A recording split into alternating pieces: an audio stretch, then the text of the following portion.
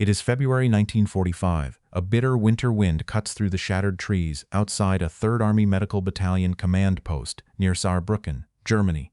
Inside, the rhythmic clack of a typewriter fills the cold room as a captain drafts a promotion recommendation for a senior combat medic.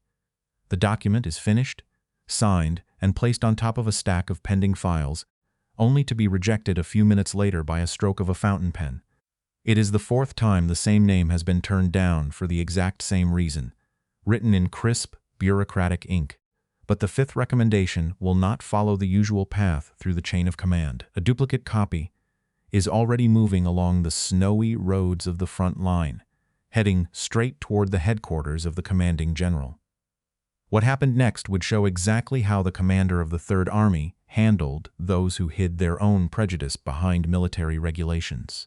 This is the story of what General Patton did when an arrogant administrative major used a transparent excuse to block a decorated hero from earning his rightful rank. Before we continue, make sure you subscribe. We tell the World War II stories that show how true leadership functions when the uniform is the only skin that matters. Staff Sergeant Miguel Vasquez was a 29-year-old combat medic from Laredo, Texas, serving in a 3rd Army Medical Battalion. He was a 4th-generation Texan whose family roots ran deep into the soil of the Lone Star State. His great-grandfather had fought in the Civil War, his grandfather had ridden as a Texas Ranger, and his father practiced medicine in the border town where Miguel grew up. Before the draft board called his name, Vasquez had completed 2 full years of medical school. That training, combined with sheer courage, transformed him into a legend among the infantrymen he saved. Over 14 months of continuous combat, stretching back to the invasion of Sicily, Vasquez treated 340 wounded soldiers under fire.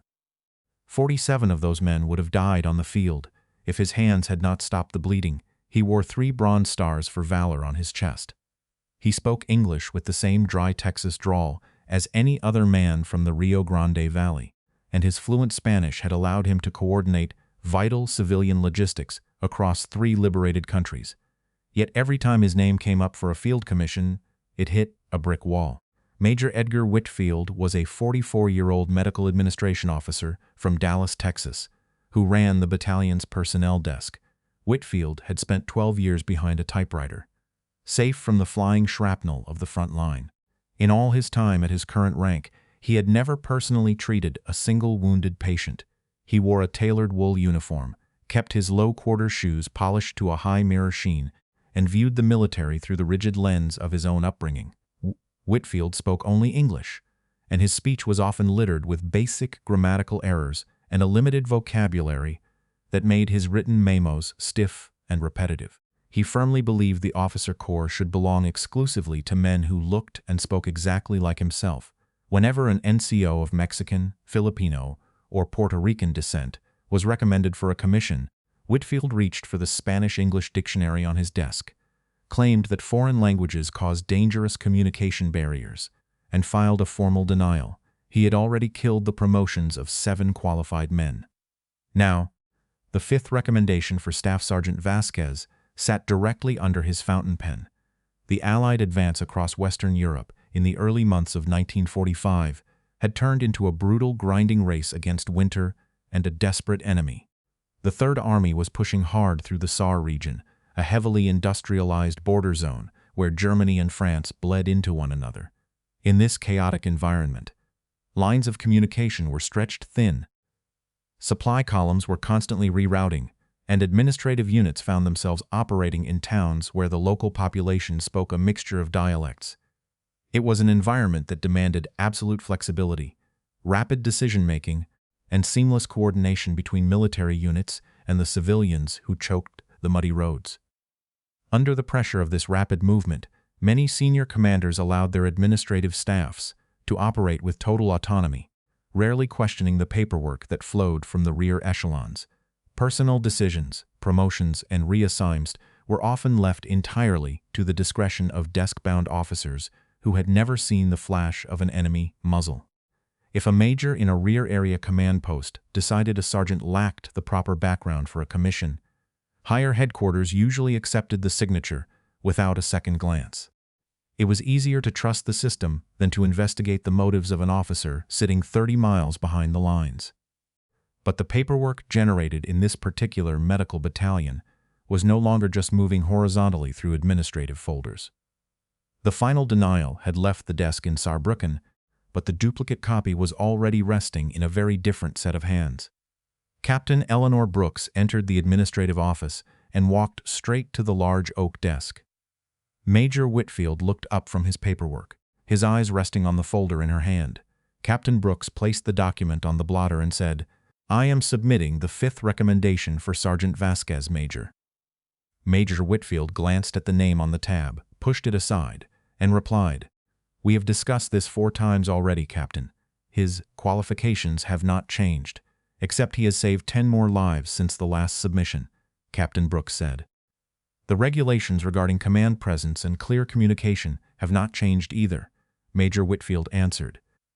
"Sergeant Vasquez speaks perfectly clear English, and his Spanish is the only reason we managed the civilian evacuation in the last sector," Captain Brooks said.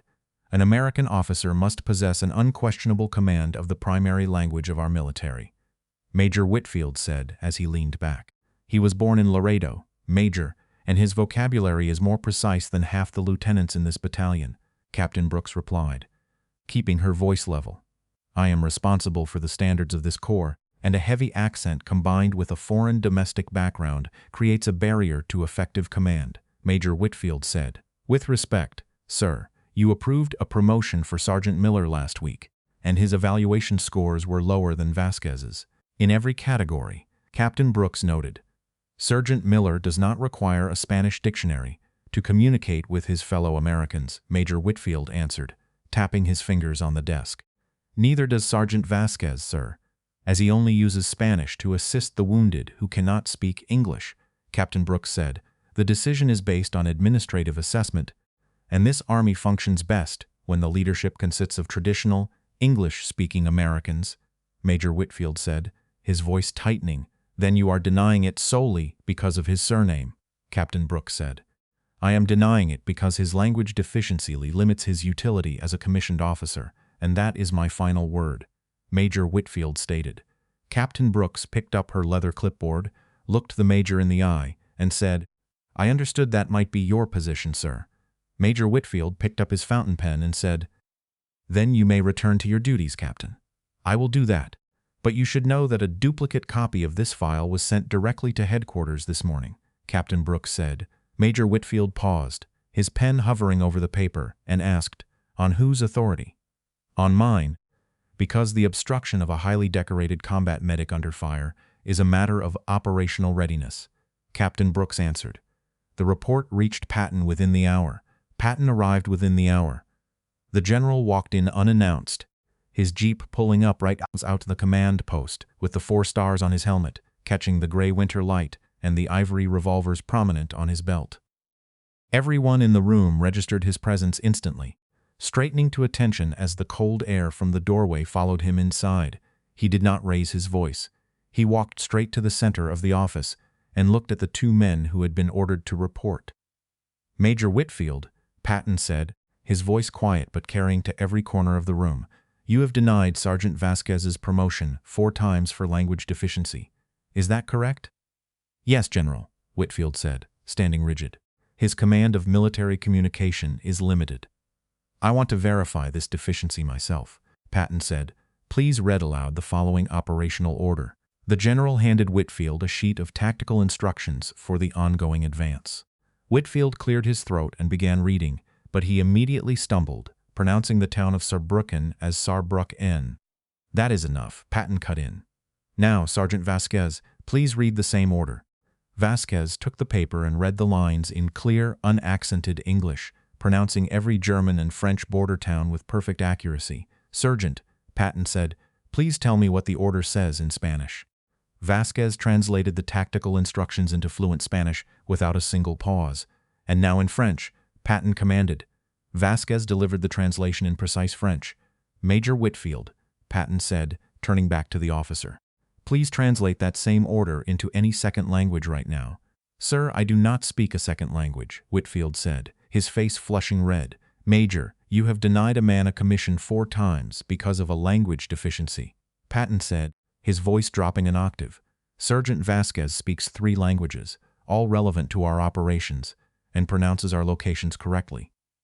You speak 1 language poorly, and you cannot even read the names of the towns in your own sector. By your own standard, you are unfit for command. You have a choice. You can sign his promotion right now, or I will have you face a board for administrative incompetence. Decide now." Whitfield silently reached for his pen, his hand shaking as he signed the document. The promotion paper was pushed across the desk, and Major Whitfield's signature was finalized in a jagged, uneven stroke. The administrative major watched as Patton took the document, handed it to Captain Brooks, and then turned his gaze back to the desk. Outside the window, a crowd of drivers, clerks, and field medics had gathered in the snow, watching through the glass in absolute silence. They watched as Patton stripped the major's command brass from his collar with a single, sharp tug. The metal pins clicked as they hit the floorboards. Whitfield stood frozen, staring straight ahead as the cold air from the open door blew across his face, smelling the faint scent of diesel exhaust and wet wool from the troops outside. The eyes of his entire staff were fixed on him, witnessing the sudden collapse of his authority. He was ordered to pack his personal belongings into a single canvas sea bag within 20 minutes. 2 military policemen escorted him out of the building and into the back of an open-air weapons carrier, his polished shoes splashing into the freezing gray mud. The men who had spent months watching him kill the careers of combat veterans stood along the driveway, watching in silence as the truck drove away. He went home to Laredo, Texas, completed his medical degree on the GI Bill, and lived a long life as a dedicated doctor before passing away in 1988. He never spoke about that day to his patients, but he kept his original silver lieutenant bars in a small velvet box on his office desk for the rest of his career. The community he served always remembered the young man who had broken through the barriers of the wartime bureaucracy. Major Whitfield served 3 years in an isolated training depot in Utah before being quietly forced out of the military during the post-war drawdown. He returned to Dallas and spent his remaining years working in a commercial real estate office, harboring a deep bitterness toward the changing structure of the modern army until his death in 1964. He refused to attend any unit reunions or look at the history books that recorded the rapid advance through the Saar region. Patton himself never mentioned the incident in his public briefings or his personal memoirs, keeping the original report filed away in a private drawer of his field desk. He only wrote about it once in a late-night letter to his wife, noting that a man who can save 47 Americans under fire can speak any damn language he wants. Some historians have argued that Patton's sudden intervention in administrative promotions bypassed the established regulatory structure and undermined the formal authority of his staff officers. They suggest that such direct actions created unnecessary friction within the personnel departments during a critical phase of the winter campaign. Others have argued the opposite, maintaining that the general's aggressive enforcement of merit-based advancement was essential for maintaining high morale among minority frontline troops who were routinely overlooked by rear-echelon commanders. What is certain is that the Field Commission remained permanent, establishing a clear precedent across the Third Army that operational competence under fire would override administrative prejudice. If you had been in Patton's position, would you have done the same, or would you have simply forwarded the complaint to an inspector general for a standard investigation? Let us know in the comments. And if you want more stories about when the uniform is the only skin that matters, make sure to subscribe.